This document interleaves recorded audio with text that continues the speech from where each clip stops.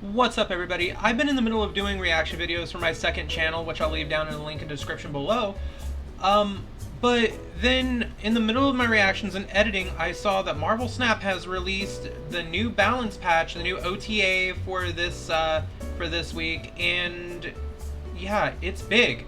So let's go right over it. First off, they say it says June 8th balance updates. Happy Spider-Verse this season. We've got 5 updates for you this week, including an update to a starter card. Let's hop right in. Spider-Man old 4-3 is now a 5-4. So let's go ahead and see what the devs say real quick.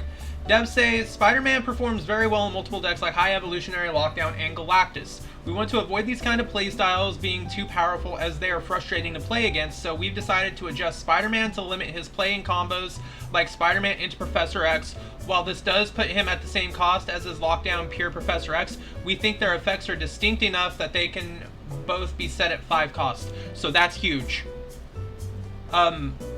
They were talking about getting an indirect hit to Galactus or trying to find a way to balance Galactus, and this'll do it. This'll really do it. But at the same time, in the same cadence, it still won't stop the Spider-Man on 5 with it though. Because the way you normally would go would be like Wave on 3, Galactus on 4, Spider-Man on 5, so we'll still be able to do that. But it makes it to where it's a lot harder for Lockdown decks to really get going. That, like they said, you won't be able to Professor X or to Spider-Man and then Professor X a lane right afterwards. So this is going to be definitely interesting. I want to see how this goes. I don't think it's, like, now that I actually think about it, it's not going to hurt Galactus too terribly much because of the reasons that I just said.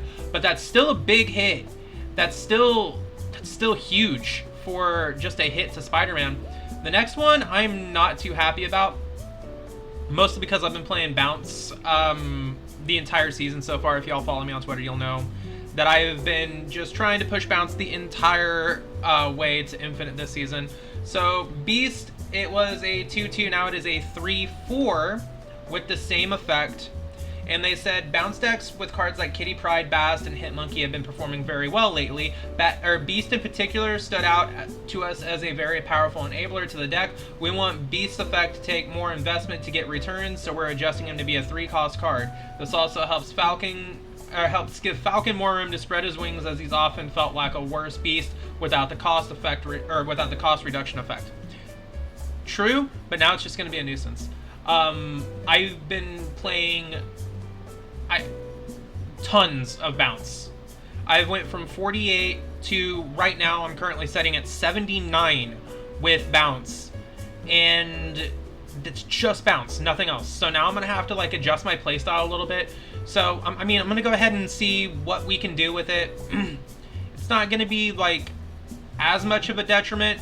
Like what I've been doing has been Hitmonkey on 4, Beast on 4, and then just bouncing the Hitmonkey back instead of making a a 0-cost Kitty Pryde. I've been leaving it a 1-cost, but I've been really getting the enabler of the Hitmonkey to 1-cost. So I'm gonna have to find a new way to do that. But this shouldn't affect the playstyle too terribly much. If anything, it's gonna give us 2 more power on top of whatever else we've got. So I want to see how this shakes things up. Up next, the Hood.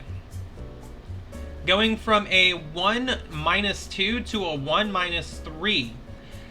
What they say is many decks are able to take great advantage of a cheap 6-power demon while neutralizing the Hood's negative power. We're making a small nerf to the Hood's power to make him more punishing to play if you're unable to counteract his base power. Notably, this is actually a buff to Viper decks that hand the Hood over to their opponent to deal with, which is annoying. So literally they just turned the Hood into a 1-cost Green Goblin with extra steps, which, okay, granted, that's fine. People were already using the Hood to go ahead and bounce it over anyway, but that's still kind of annoying. But I mean, as long as we can go ahead and just Bast it in our deck, or in our Bounce deck, it's still going to be a 1-3 anyway, which isn't going to be too terrible. They've got a buff to Rogue here. It goes from a 3-1 to a 3-2 with the same on reveal ability.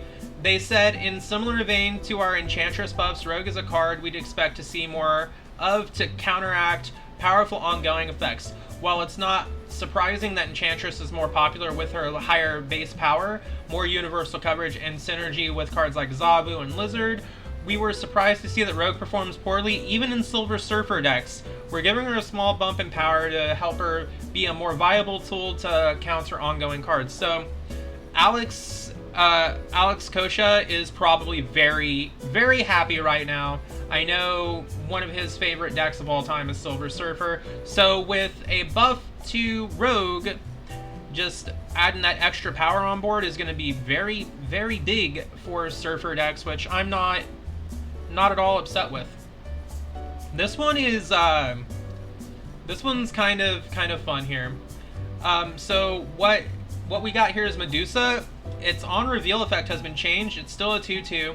On reveal, if this card is at the middle location, +3 power. Pretty good. Not gonna lie. They say players move past many of the starter cards pretty quickly, but most of them make a comeback in a variety of later archetypes. For example, Quicksilver was in a Lockjaw deck for a while, Iron Man ceased playing Thanos ongoing, and Mr. Negative. And just recently, High Evolutionary brought back all the vanilla cards. Medusa, however, stands out as a card that sees virtually no play anywhere beyond early stages of Snap. Even though she's consistently a 2/4 currently, her restriction makes her weaker than she may seem. We're giving her a buff to allow her to be better compete with other options at the 2-cost slot.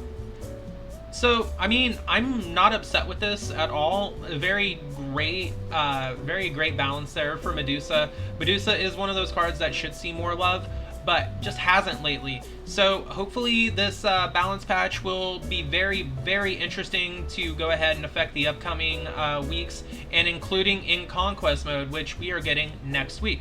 So sound off in the comments below. Let me know what you think of the balance patch. And until next time, guys, I love y'all just the way you are.